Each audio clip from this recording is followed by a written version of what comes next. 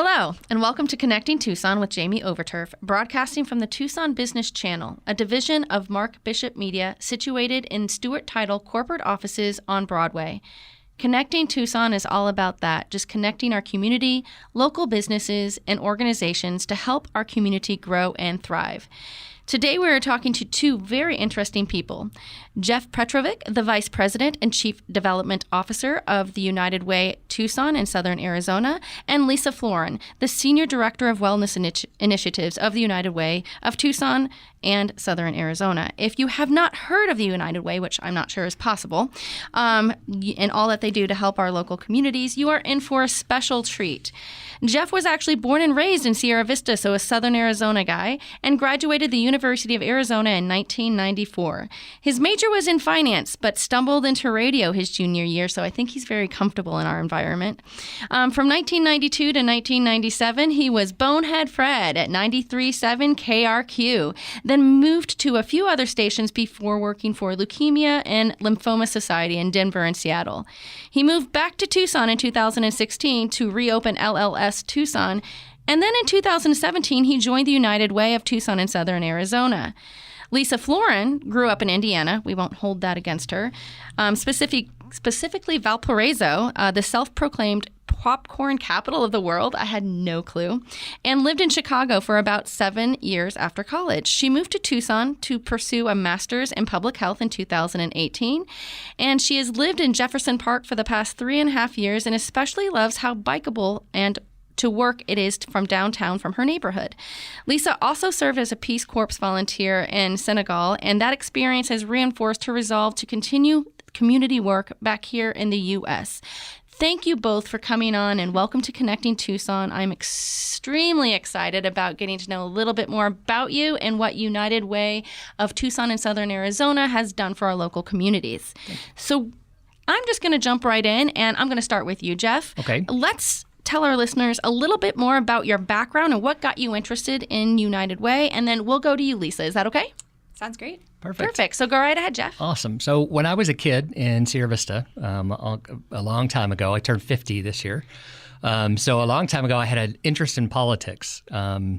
And one time when I was very young, I actually scheduled a meeting with the mayor of Sierra Vista and talked to him about things that I thought needed improvement in our town. And so I was always interested in politics. Now, having grown up and seeing politics today, I'm not necessarily that interested in being in politics.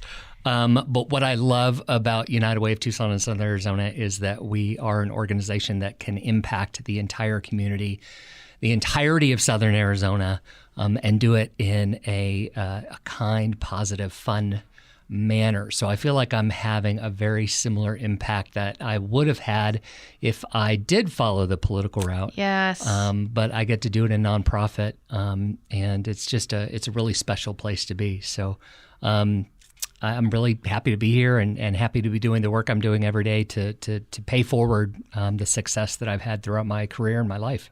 So I'm sorry, I honestly don't understand. What is LLC Tucson, and how did you segue from that to going into United Way? Oh, LLS. So it's LLS. Okay, LLS Tucson. So LLS, yes. Yeah. So I worked for when I got out of radio in Denver. I worked for the Leukemia and Lymphoma Society there, then also in Seattle.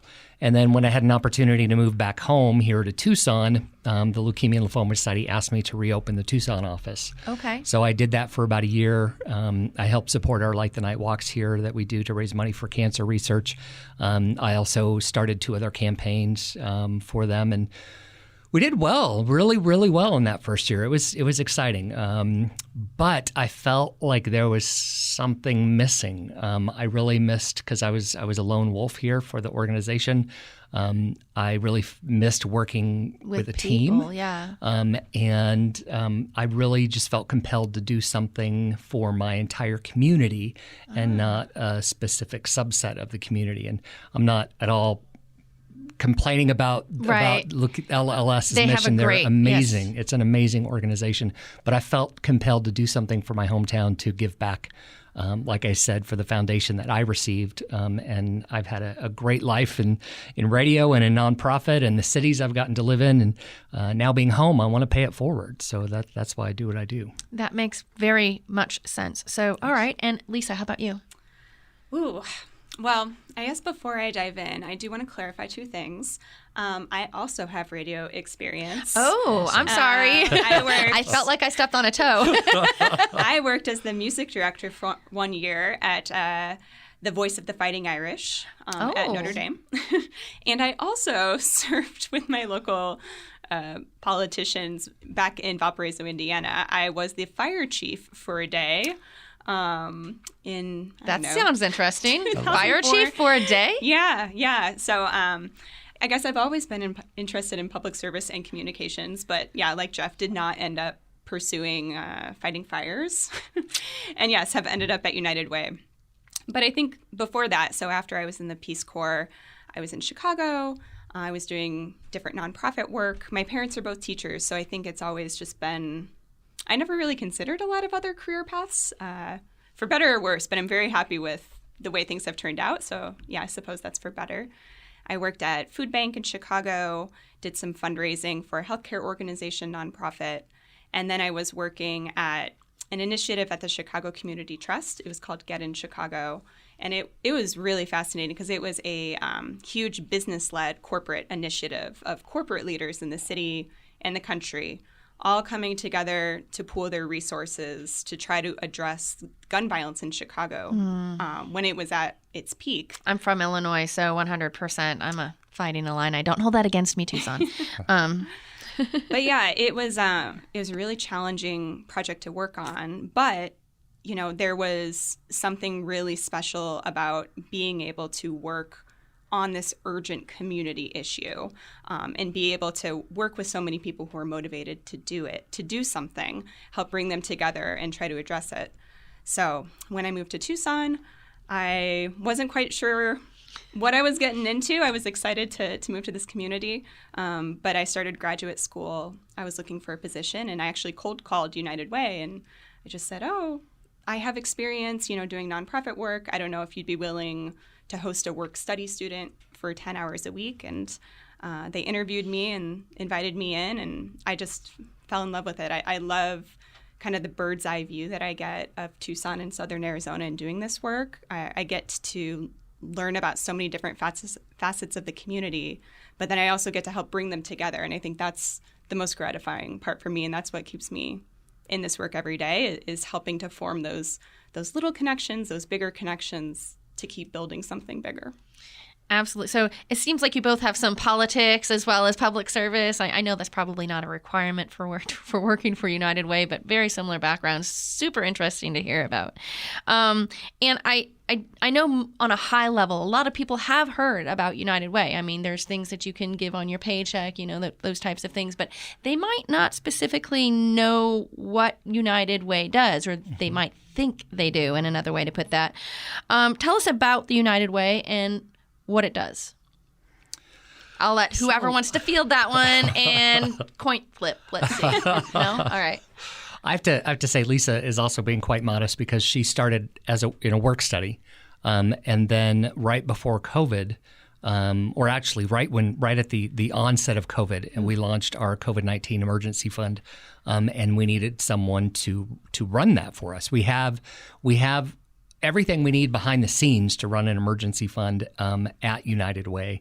But we needed someone to manage the program for us and manage the money coming in and going out, documenting everything that we need documenting on all the data, everything. And we asked her because she was just an awesome work study. Wow. We asked her to please step up and manage that for us. And from there, she's just gone up and up in the organization. So she brings a lot to the table, and we're really really happy to have her as part of United Miss Way. Modesty. So I just see how you are. I just want to Very put that out there. Well, thank you for clarifying that, because I'm not one to pat my back either, so it's good to have somebody back there doing it for she's you. great. So She's let's great. go back in there. Tell us about the United Way and what the United Way of Tucson and Southern Arizona does specifically. Yep. We serve the entire community from birth to end of life. So our 3 pillars are education, financial wellness, and healthy communities. Education is really the backbone. With education is our Cradle to Career program, which brings together business and education, our school districts in town, to talk about the issues that we're having in schools, set specific benchmarks, and then work together to achieve them. Financial wellness, where Lisa works, is the same thing. We bring together partners to address financial wellness initiatives in the city of Tucson, bring together the people and the partners necessary to make systemic change.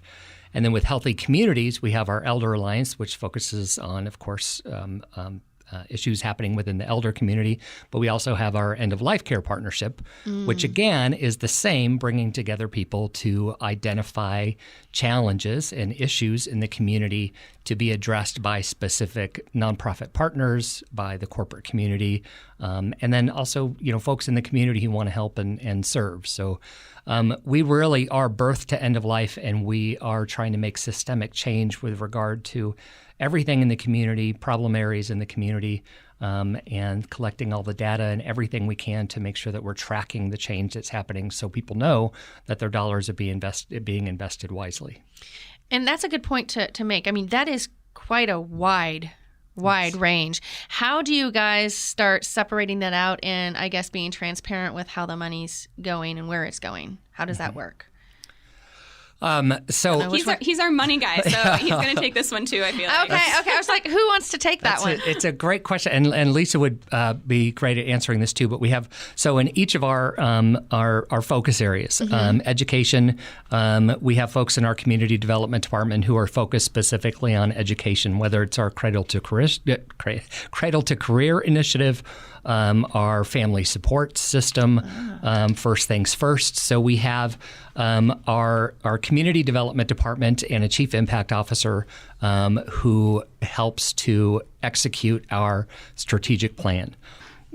So all the money comes in. I help fundraise and bring all the money in, and then it goes to our community department for them to then divvy out to our 3 focus areas of education, like I said, with Cradle to Career, and then financial wellness and everything that happens there. And I can let Lisa speak a little bit more to that.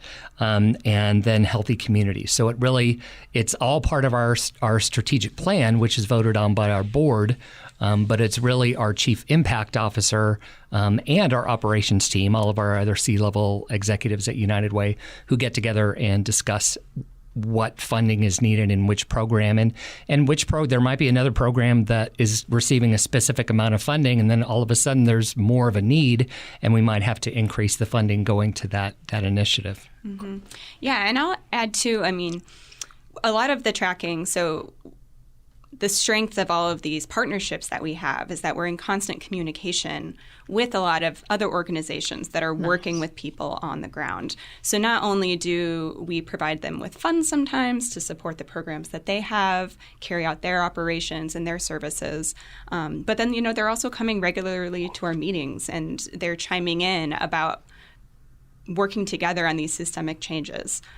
They're reporting to us about what they're seeing in real time so that we can... That's important, real time. Yeah, so then we can reallocate some of those resources or identify where the issue areas are. And react quickly, absolutely. But then also, react when something's going really well and say, hey, this program or this group, this is excelling. How can we replicate this kind of idea? Maybe this is working well in education. Could it also work well in financial wellness? So there's a lot of back and forth. I think, we try to support the community, but we also try to be really responsive. And we're so grateful for all the information and trust that they share with us.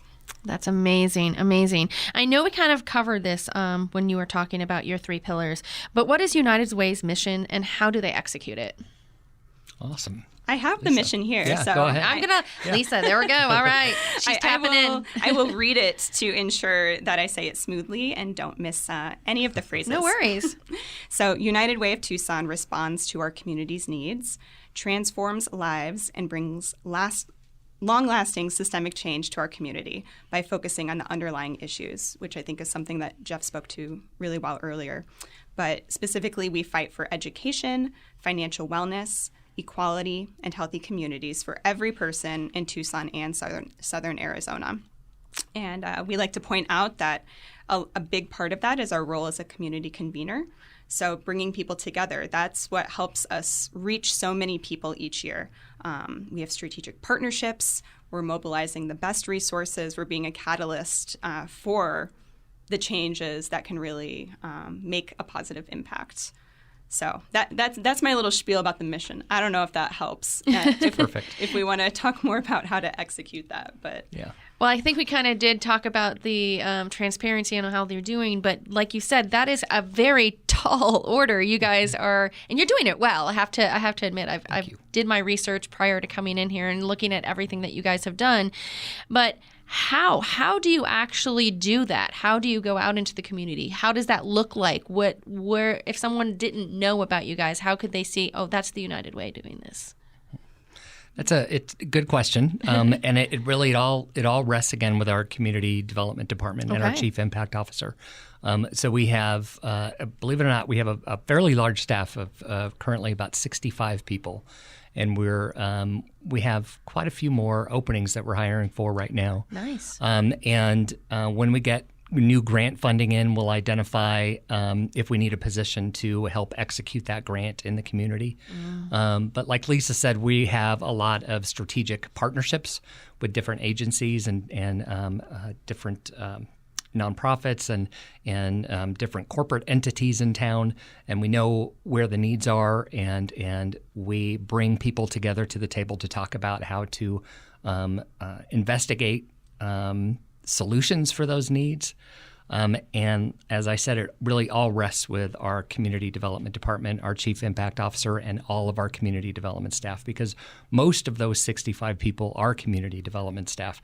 My staff in the fundraising department is small compared to everything happening in community development.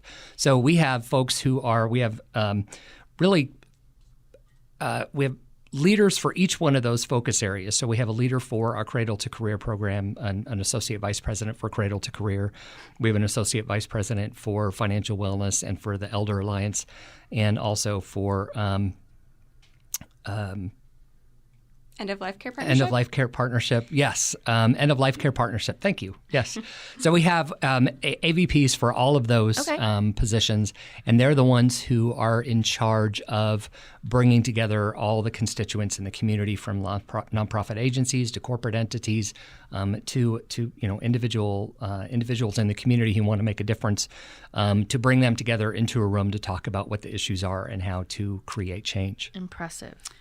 Yeah, and I'll add to just your question about how can someone see where United Way shows up. I think that's interesting, because I think actually it can be hard to see exactly where United Way is showing up in some of this work. But it's because we're often combining our resources and our funding with other partners in the community to kind of, together give more something. Bang for the buck. Yeah, enough oomph to get over the hump. I think a good example could be our COVID fund. As time went on, we ended up, our community was incredibly fortunate to get a lot of federal resources coming in for rental assistance, for utility assistance. And there was an amazing collaboration by the Community Investment Corporation, a local nonprofit, the city of Tucson, and Pima County to come together and create a system where people could apply for rental assistance more easily. And a lot of our local nonprofits, so, they're supporting people to get the money there. But then in certain cases, if somebody didn't qualify for that money, then the United Way money was often there in some cases to kind of fill that gap. That is so wonderful. I know COVID kind of put a damper on a lot of things, but that is... Yeah, and I think, so that was an example of a lot of people in our community ended up getting rent assistance. I don't know if all of them could say exactly they know where it came from. Exactly. You guys are kind of in the shadows in the background, just Yes. kind of lurking. Yes. But you're helping. Yes. mixing together. But yeah, I mean, we're just fortunate, I think, to live in a community where we do have these government partners that will collaborate with us, other foundations, other corporate partners, and everyone kind of jumping on board to address a lot of these big needs together. And Tucson is like a little big town, and we're very community focused, and we like to help each other, which I love about this location. So very impressive. So we spoke of the 3 pillars. One of them specifically was financially and helping people financially. There's a lot to that, not only from just giving them money, but maybe how having to manage their finances, walking them through how to do that. So when you talk financial wellness, what does that mean from the United Way of Tucson and Southern Arizona's standpoint? Oh, I'm ready for this one. Okay, there we go. I feel like I spend a lot of time trying to think of how to answer this question because financial wellness, it does seem to be a very ambiguous, kind of confusing term. So I have tried to narrow it down to 5 components, which maybe is still too many, but I'm going to go over them. I'm going to do my best. So when we think about financial wellness, we think about 5 things that we want a household to be able to do. I have all of these starting with S, too, if that Nice. That's a fun twist. So we want them to be able to meet a standard of living. So a family, a household, they should be in a position where they can cover their basic expenses, cover their rent, their utilities, have enough for food. Number 2, they should be in a position where they can set aside some savings so that they can be ready to cover themselves if there's a crisis or an emergency, because we all know all the planning in the world can't stop. I mean, when you have a crisis. When you have a crisis, when you get sick, when, you have an accident of some sort. So people need to be able to have a position where they can start saving up some resources on the side. The financial skills that you mentioned, yes, that's a very important component. And so that's just helping people be in a position where they can budget, they can understand how to build their credit, they can be able to make sound financial decisions. The 4th one, so I call this one strengthening your state, but this is being able to pursue opportunities to build your wealth. So that takes into account things like, can you invest in purchasing a home?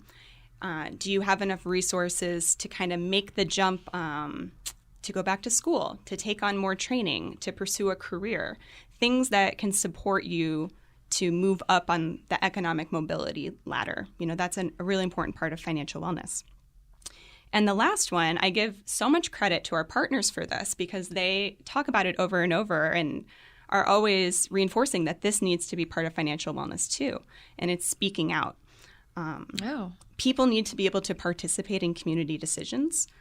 All the penny pinching in the world, that's not going to help you if you're facing a discriminatory lending practice. There are these overarching things that really impact people's ability to operate financially. So speaking out, that includes supporting people to be able to vote, making sure people have access to voting, but also finding ways that they can participate in conversations about how resources are distributed and policies are decided. So that could be at community level, a civic level. So yeah. Major props to our partners for making sure that that's part of how we understand financial wellness. So I don't know. That's kind of my little spiel. No, that's perfect. So you have like five basically things underneath the financial wellness. Now let's just say you don't just work with specific individuals. You actually work with like groups and everyone else. So what types of groups or people do you help with the financial wellness portion, and how does that look? Yeah, so we have, as Jeff was describing earlier, we have some partners who receive grant funds from us. So one group right now, we have a Coalition for Family Financial Wellness, and they're working on helping families with eviction prevention and also offering some financial coaching. So that's kind of that, helping people maintain their standard of living, their basic needs, and supporting them to build up their financial skills. And then also have some partners who are offering credit building classes, helping people access low-cost loans. But I think beyond that, so we have a financial wellness partnership, and that it's younger than some of the other partnerships at United Way. But basically, it's a network of different organizations and people who believe in that vision of the 5 prongs of financial wellness and want to come together to learn about resources in the community that they can refer people to, who want to contribute to these conversations about how we can make programs and resources more accessible and equitable for people. So we do a lot of, coming together, exchanging best practices. We're starting a financial coaching network. So a lot of these nonprofits that operate financial skills classes and workshops, we're going to bring all of their coaches together so they can kind of talk through their different strategies for carrying out these programs and also train on different best practices. We also have a policy group that is really interested in doing education around financial wellness policies and different efforts to, like I mentioned, just try to make things more accessible and equitable.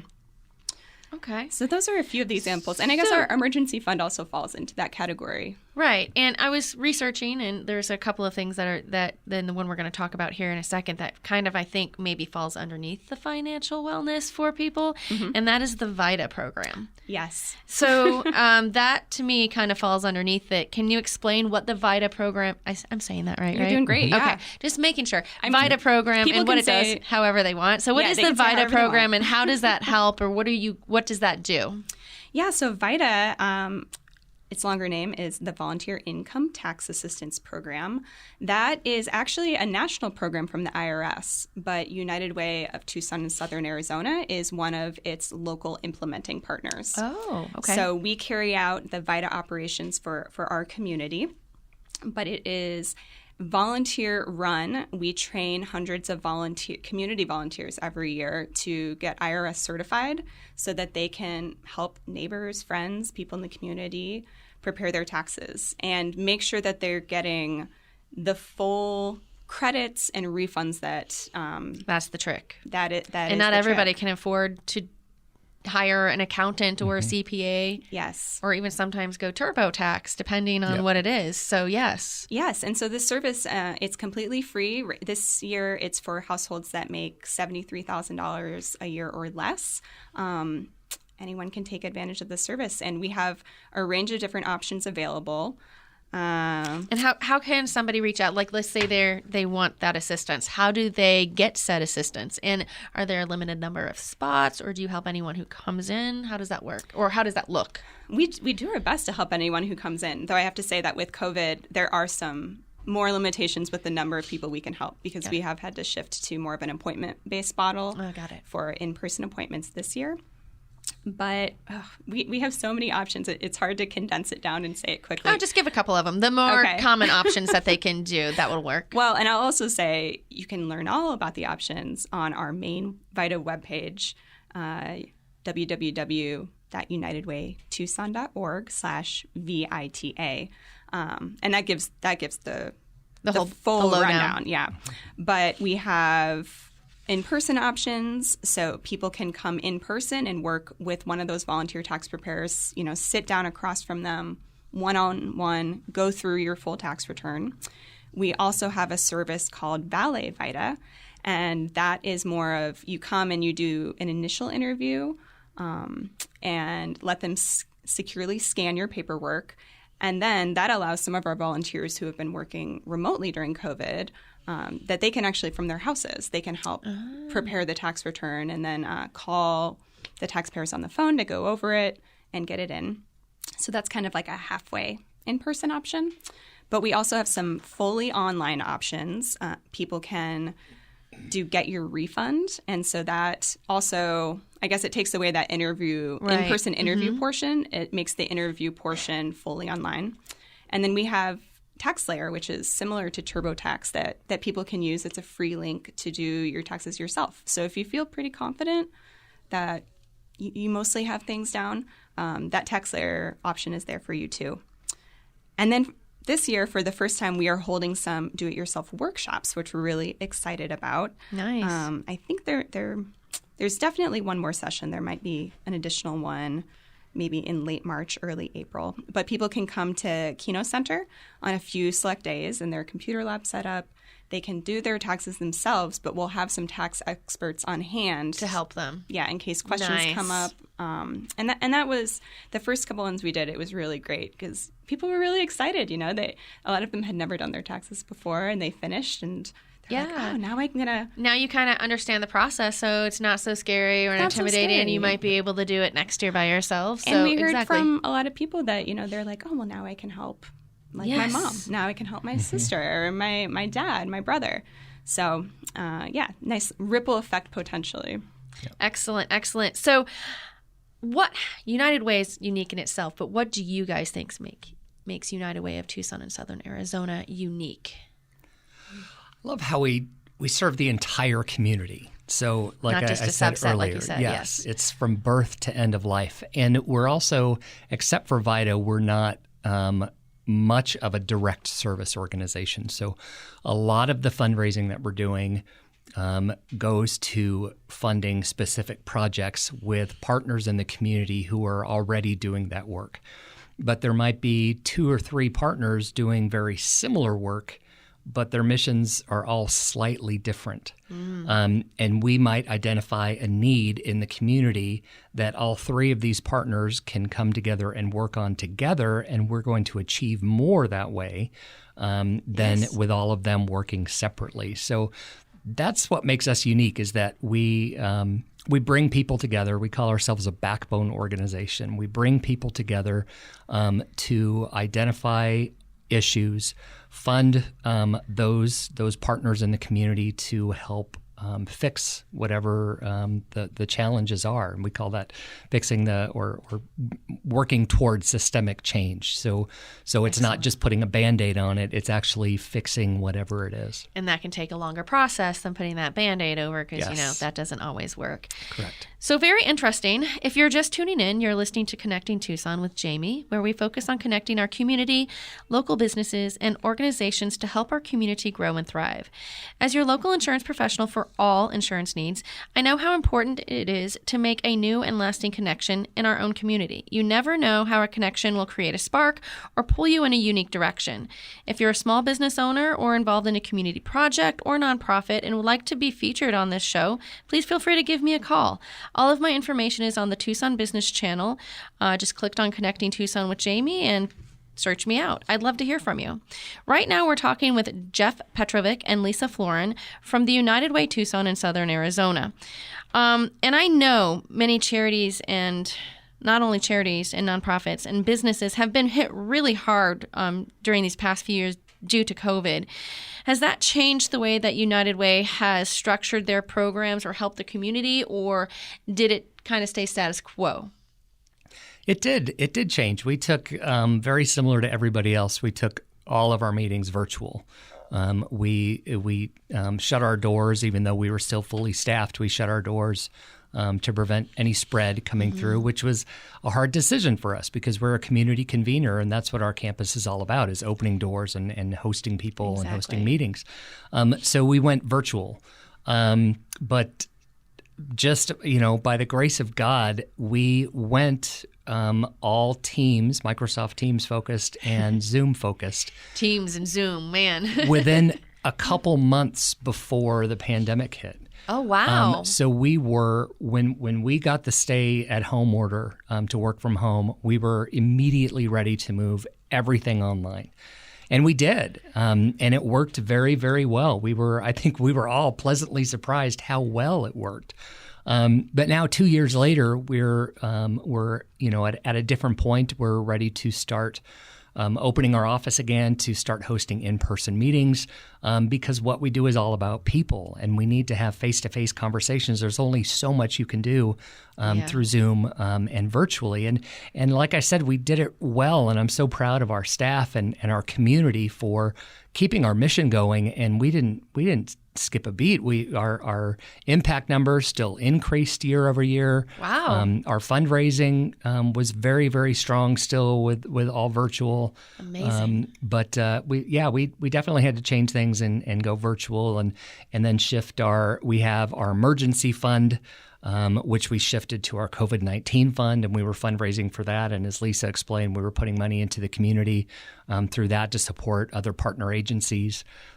So I guess very similar to everybody else, we went virtual, and now we're at a point where we're starting to go back, and we actually have an open house at our office tomorrow to officially reopen the doors to the community. So you're officially reopening this month? Yes. Excellent. So that's going to be great news for our community. I'm excited. Can I add a few things? Yeah, absolutely. Yeah, I think it's been very interesting.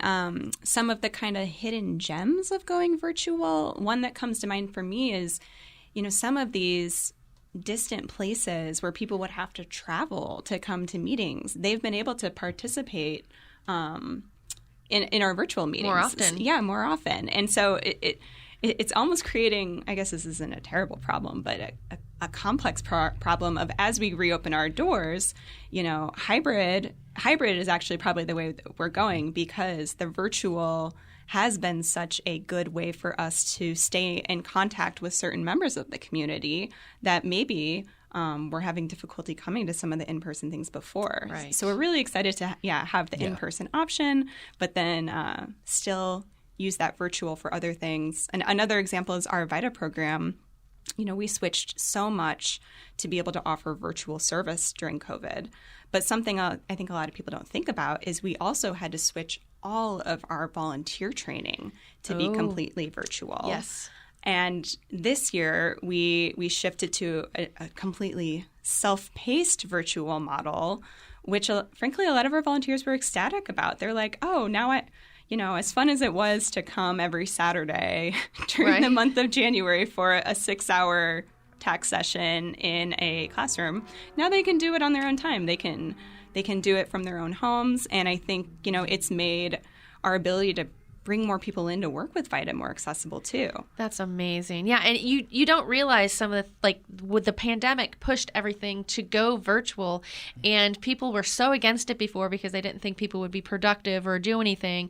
Come to find out, it's kind of the opposite. I mean, you have people. It's a mixed bag. It's a mix. I mean, in my experience, it worked really well. I had to close my office as well, and going virtual for me, especially when there's still people out there working. I honestly didn't. I was one of those employees that was, had to go out and still do business. Don't know what they call that, an integral employee or whatnot. So I had that little badge. But yes, so we've already covered some of the programs, and I was so unaware of what you all do. I had a high level view. I'm like, yeah, they help community, and I didn't really understand it. Well, that's the heart of it. So I know. I was like, okay, I know they help that, but I didn't understand exactly what it was you guys did and how you helped. And doing my research, it was quite eye-opening. What are some of the challenges now and in the future for the United Way, or not just the United Way, but the United Way of Tucson and Southern Arizona? Mm-hmm. That's a good question. And on my side of things, it's always funding. Funding is always so vital to our mission. And when you have times of COVID and businesses closing or folks working from home, a big part of the fundraising that we do is through our workplace campaign, where we have some amazing workplace partners. But say we have a very large partner out there that has hundreds of employees, and they might raise collectively $300,000. And part of that fundraising, and it's a big deal for this company, part of that fundraising is from selling jeans days, because they have a dress code. And so they sell jeans days, and you would be shocked at how much money that raises in that campaign for folks to be able to come in jeans. When you're working from home, you don't need you're wearing your jammies. Yeah, you're wearing in front of the computer. You're in more comfortable clothing than jeans. Yes. So that was a big. We lost some fundraising because of that. So fundraising is always going to be a challenge for us because of just economies, what's happening in current events, gas prices. Thankfully, I have to say, when our workplace campaign was down a little bit in the COVID years, our major donors who give $10,000 plus really stepped up because they saw the need. They wanted to help. They wanted to give back. So we're able to still balance it out with regard to funding. But funding is always going to be the biggest challenge for us. So we actually launched in October our Centennial Fund Endowment, and our goal for that is to raise $25 million.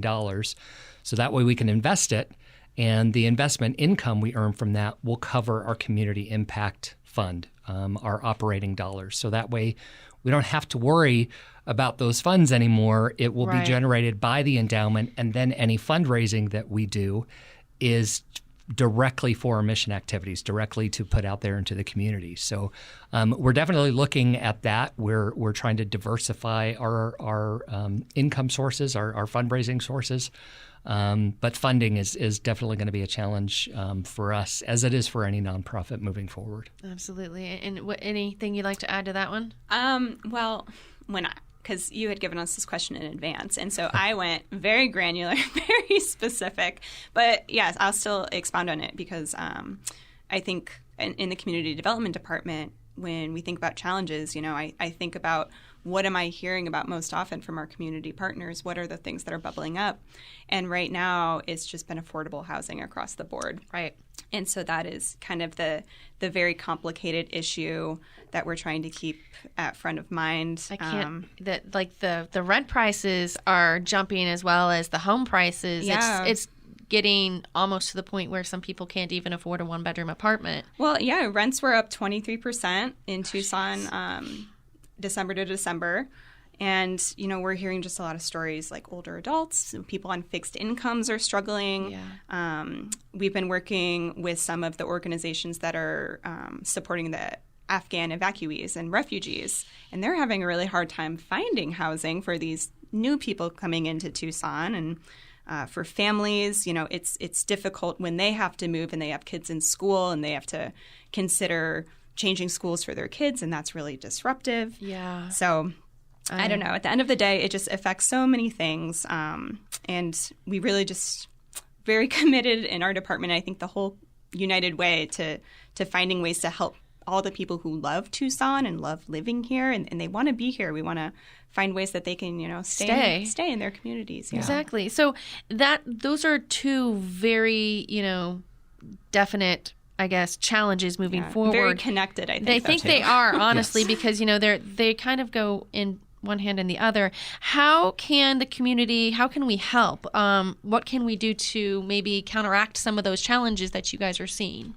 Mm-hmm. Funding, right? Definitely funding, right. And that from the Chief Development Officer. But we're currently impacting 1 in 5 people here in the community. That's a lot. And with more funding, we can impact more. We can create more change. So funding is a way that folks can help. And how can they fund when you say that to like donations? Yes. Yep. So okay. Donations, volunteering. Okay. They can log on to our website, as Lisa mentioned earlier, unitedwaytucson.org.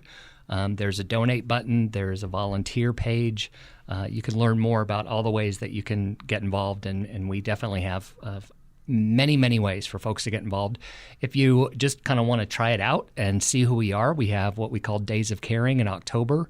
It's 2 days that we do on a Friday and a Saturday, where we have 4,000 volunteers across town doing over 100 different projects, anything from pulling buffalo grass at the Desert Museum to painting a gymnasium at a local elementary school. So that's a great way to kind of get your feet wet with the United Way and see who we are and what we do. And then, maybe from there you'll go and volunteer for VITA. Or you'll come to one of our events and realize that you want to help support early literacy. So you might make a gift at our business breakfast, which happens in February's. So funding is a great way to help. Volunteering also because there's a value on that, definitely. It takes away some money that you may have to spend because you can get the volunteers to go out. That is a great way. Yes. So besides, if you don't have any monetary to donate, you can donate your time, and that is very important, I think, for them to do. What else? What are some other ways that we can get involved? Yeah, I think the two that Jeff just named as kind of overarching things are incredibly important. And we have such a robust volunteer program at United Way. We have, dedicated team that focuses only on that. And not only do we have, bigger volunteer events, and we have the VITA program you can volunteer with, but we also have committees and smaller groups like Women United, Young Leaders United, our board. Those are amazing community volunteers who are advocating for these issues and supporting our organization as a whole. I also think when I speak with people I mean, I love to direct them to VITA if they have any interest Someone's got a preference. Yeah. Well, because, it's fantastic. But we also, a lot of our partner organizations in financial wellness, they have a big need for financial coaches, financial mentors. And VITA does this in some respects too, but just the idea of anytime you're working with somebody one-on-one, you can make such an enormous difference. And it's the same as kind of any mentoring program, but I think that financial wellness related mentoring programs are huge because everyone's financial situation is so specific and so different. Exactly. And the financial wellness can directly impact some of the other areas Yes. that you're in, and being able to maybe hone in or do a budget or figure out how to get some of those things are very, very important. And yes. And I know we have a lot of very savvy people in Tucson, Southern Arizona. So we do. If you've got skills, come on over. I can help link you up with somebody who could really benefit from that. Are there any programs that you guys are struggling to try to find volunteers for that you're specifically looking for, or? Well, it's a little late in the game. I don't think we're taking new VITA volunteers now, just because the training is and a little more intensive. The deadline's coming up. The deadline is coming April 18th this year. Oh yeah, that's right. I forgot about that. But that one, because it is so volunteer powered, I mean, kind of the limiting factor of how many tax returns we can prepare, it's based on how many volunteers we have to come help. So if you think it sounds like a great program and you want to help us reach more people, come on down. Yeah. And is there any criteria that's needed to become a volunteer? Or, I mean, are there restrictions? Can anyone become a volunteer? Anyone can anyone become a volunteer. Anyone with the will. It's really enthusiasm? Yes. Sometimes there might be specific things that we're looking for with regard to volunteers, but a lot depending on the program. Yes. Okay. Yeah. Yeah. I'm just looking across your shoulder there, Tucson Business Channel. Of course, a lot of your listeners would be a great fit for our finance committee, investment committee, audit and ethics committee, our board. We have what's called our capital corporation board as well, which is in charge of our property. Because 20 years ago, the folks who ran United Way locally built this amazing campus for us that is now 100% paid for, and we have a board that manages that campus for us. So your savvy listeners would definitely be good fits for those committees that we have that might not necessarily be mission-focused, but are so important to the success and sustainability of United Way. Exactly. And I do know a lot of my listeners, they do own businesses and stuff. How much time do you require for your volunteers to do it? Or is it as much as they can? Do you say you have to at least do 8 hours? How does that work so my listeners kind of have an idea? It varies. It varies. Like with VITA, they would be this time of year very labor intensive. And for our board members, we have board meetings every other month. And then they're all involved in committees as well, which meet just about every other month as well. And then for them, the rest of the work is a lot of word of mouth and talking about them being, on the board of United Way or on the finance committee for United Way, and encouraging people to get involved and participate. So the number of hours really depends on what the opportunity is, but we're so flexible because volunteers are so important to our mission, that if you want to volunteer and do something and you have an interest in our finance committee, let's talk. What is that interest and how can we put you to work? Right. Mm-hmm. So we don't want to overtax or overburden you with volunteering. I know, right? Yep. See? Yes. Yep. She knows what I'm talking about.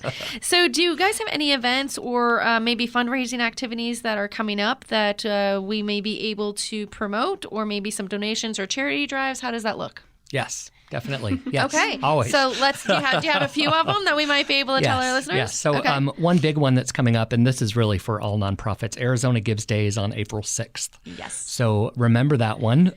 You can give to any nonprofit that you choose. Of course, we would love for you to give to United Way of Tucson and Southern Arizona, and you can do that on our website. There's a nice big red donate button in the top right corner, so feel free to log on unitedwaytucson.org and do that.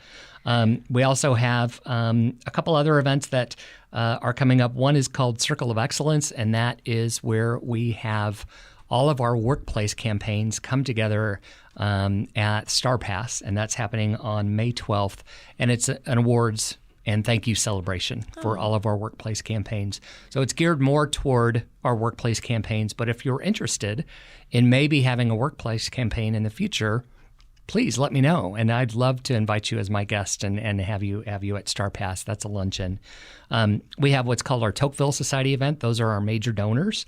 And so, like I had mentioned, donors who give $10,000 plus are part of our Tocqueville Society. And we have 87 of those folks currently on our roster of donors. So big thanks to all of them. But we have that event coming up on April 20th, and that one's going to be at a private home at a donor's house who lives in La Cholla Air Park. If you haven't heard of it, that's a neighborhood in North Tucson that's built around a runway. Yes. And they're going to feature their airplane hangar and their 3 planes. So that's going to be a really fun event. And then, as I mentioned, also our Days of Caring is coming up, and that's October 21st and 22nd. Awesome. So we will make sure to put all of those on my social media when we go. So I'm sure you can send that to me, so that way people at least have the dates and they can put it on their calendar in case they were scrambling to say, what was that date? Yes, it will be posted on the social media, so don't worry or fret. We'll have that all there. So I like to do one last question as we do this. And one of my questions that I always ask all of my listeners is, what is it that you like best about what you do? What do you like best about the United Way of Tucson and Southern Arizona? Lisa? I feel like I already said so many things that I love about working there. I'm worried I used my best tidbits, but I'll try to encapsulate it a little bit. Yeah, I think, like I said at the beginning, I really appreciate the bird's eye view, and the fact that I get to interact with so many people across Tucson, that I get to help them make these connections. I'm thinking of a really specific example recently where we were contacted by the University of Arizona Domestic Violence Law Clinic. And they said, we've been working on this financial wellness curriculum.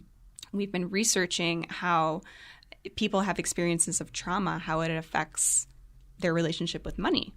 And we've learned a lot, but we also we want to talk to more people who do this work every day. And I was like, oh, you came to the right place, because I have a huge network of people who do this every day. And so we brought them together, and, we had this event. One of the financial coaches who came, she said, this is the best training I've been to in 2 years. I learned a whole new way to interact with the people who come into my course. And the law clinic was thrilled too, because, this directly helped their research, and it's helping to elevate how all of these groups can be talking about money. Again, you're making the connections for people. Yeah, it's kind of that's definitely a nerdy example, but I'm kind of a nerdy person, so I think that's financial what I love advisor. about my work. So we're good there too. Nerdy person alert. Here we go. How about you, Jeff? What? Wow. I was at a lunch meeting before this, and they were kind of asking me the same thing. And what I love most about working at United Way and my job is, like I said, how I want to give back to the community. And I was this little kid and teenager growing up in Sierra Vista and listening to his favorite radio station at KRQ every day, having no idea that someday I would actually have a career there and start a career there. And I had the tools and the foundation provided by this community, by my parents, of course, but also provided by this community. And I want to make sure that all kids out there who have no idea what they're going to stumble into one day to be their career, to have those same opportunities, to just stumble into something and think, wow, this is what I want to do. And I love this town. I'm so grateful to have been born here and to be a resident here again, that I want to give back. And that's what I love most about United's Way, is I really feel like I'm giving back and I'm paying it forward to the city of Tucson and Southern Arizona. Amazing. Well, again, thank you both for coming on the show. I sure learned a lot today, and I'm sure the listeners did as well. United We Stand. That's my pun. Well, that is all for Connecting Tucson with Jamie here at Stewart Title Studios. If you like the show, please let us know. You can connect with the United Way of Tucson and Southern Arizona by going to the Tucson Business Channel, a division of Mark Bishop Media, and clicking on the Connecting Tucson with Jamie Overturf show. All of their social media links and how to connect with them will be there. I will also have those dates for you to make sure you can go out and help with them. And as always, don't be afraid to step out of your comfort zone. Make that new connection. You don't know where it's going to lead. Until next time, this is Jamie Overturf with Farmers Insurance. Keep on making unique connections, Tucson. Have a great day.